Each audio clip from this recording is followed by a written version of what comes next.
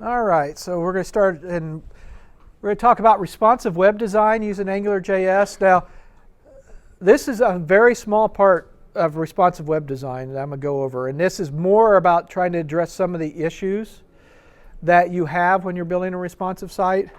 I'm not going to go into CSS media queries and a lot of that detail. This is more about what can you do from an AngularJS perspective, that if you're trying to build a one-size-fits-all site that's going to change its appearance, and that what can you do to make it fast, snappy, and eliminate a lot of the issues that you have by trying to do that. So if you were looking for me to teach you about responsive web design, this is about all I'm going to tell you. It's an approach aimed at crafting sites that basically give you the best viewing experience no matter what device you're on. So if you go to the site, whether you go to it on a desktop, a tablet, or a mobile, you're going to get the best experience for what you're using to view the site with. And it handles resizing, panning, whether you change your orientation. It's actually going to change your display sometimes. And this is right off of Wikipedia. So that's about as far as I'm going to go with that. So how is it usually done? There's two different ways people have tried to tackle this problem. And the first one is what a lot of people will do is, based on what the user agent is coming in, they're going to redirect you to a different subdirectory.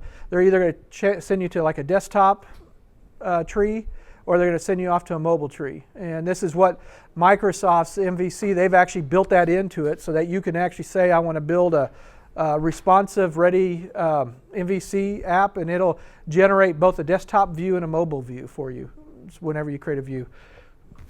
The other way is, and the CSS media queries is the second way, and so what they're doing is, based on the screen size, they're going to, like less than 768, they're going to basically change the definitions of the CSS to hide and show different things.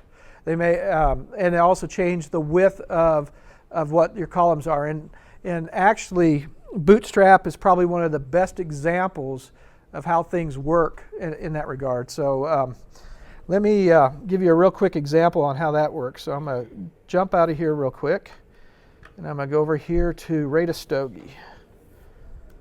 So this is a little site that I had worked up a while back, but it's actually built with Bootstrap. And if you watch what happens as I start to move, you're going to start seeing things collapse and things drop down here when I get to a certain size. You'll notice that right about this point here, it goes from three rows across to one row up and down. And so everything is basically here. And if you notice, the menu disappeared. So if I pull it back out, you'll see that the menu will come back up, the navigation pane. So now you've got a drop-down menu type of thing here.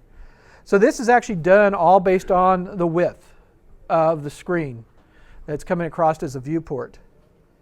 Now the problem with this is that if you're on a mobile device,